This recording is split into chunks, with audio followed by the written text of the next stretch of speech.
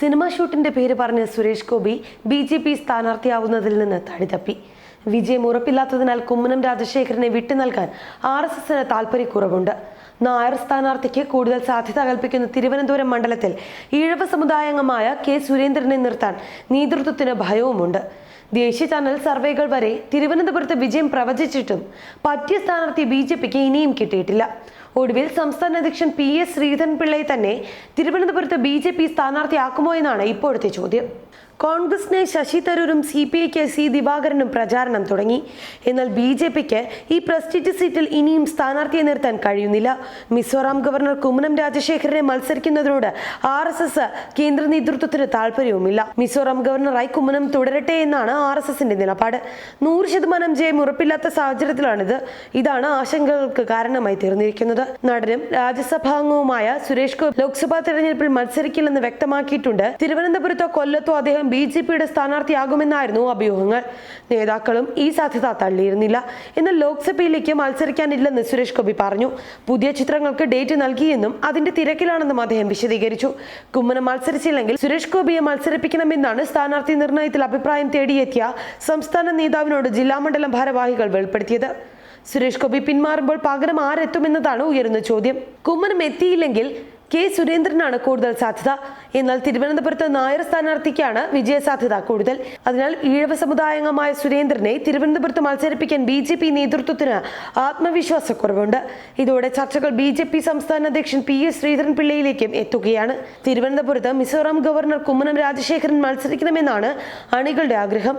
ഇത് നടക്കില്ലെന്ന സൂചന വരുമ്പോൾ അണികളും നിരാശരാണ്.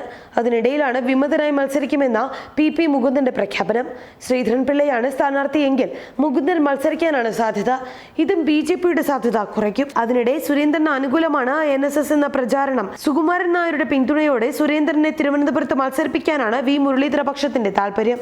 എന്നാൽ സുരേന്ദ്രന് വ്യക്തിപരമായി പത്തനംതിട്ടയോടാണ് താല്പര്യം. അതും തിരുവനന്തപുരത്തെ സ്ഥാനാർത്ഥിയെ കണ്ടെത്താൻ ബി.ജെ.പിയെ വിഷമവൃത്തത്തിലാക്കുന്നു. ഈ സാഹചര്യത്തിൽ ശ്രീധരൻപിള്ള തിരുവനന്തപുരത്ത് സ്ഥാനാർത്ഥിയാക്കാൻ സാധ്യത ഏറെയാണ്. ശ്രീധരൻപിള്ളയ്ക്കും ഇക്കാര്യത്തിൽ മോഹമുണ്ട്.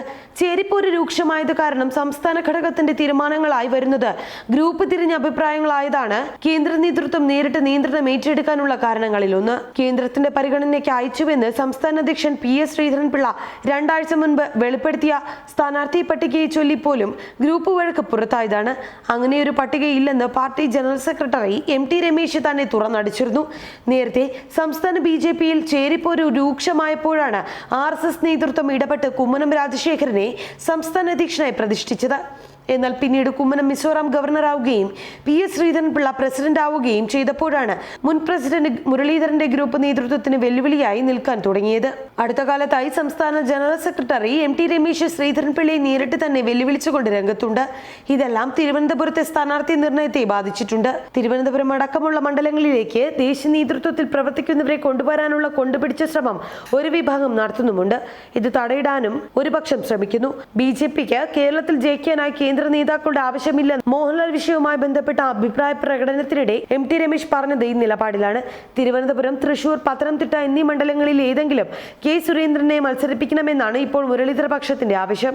എന്നാൽ തൃശൂരിൽ AN രാധാകൃഷ്ണന്റെയും പത്തനംതിട്ടയിൽ MT രമേശിന്റെയും പേരുകളാണ് കൃഷ്ണദാസ് പക്ഷം മുന്നോട്ട് വയ്ക്കുന്നത്. തിരുവനന്തപുരത്ത് പൊതുസമ്മതനെ നിർത്തണമെന്നും അവർ വാദിക്കുന്നു. ശക്തമായ തർക്കം ലോക്സഭാ തെരഞ്ഞെടുപ്പിലെ സ്ഥാനാർത്ഥി നിർണയത്തെ ബാധിക്കാനാണ് സാധ്യതയെന്ന് RSS നേതൃത്വം ബി.ജെ.പി കേന്ദ്ര നേതൃത്വത്തെ അറിയിച്ചിട്ടുണ്ട്. അതുകൊണ്ട് തന്നെ ആർക്കും ഒന്നിലും ഒരു വ്യക്തതയുമില്ല. ന്യൂസ് ഡെസ്ക്, മറുനാടൻ TV.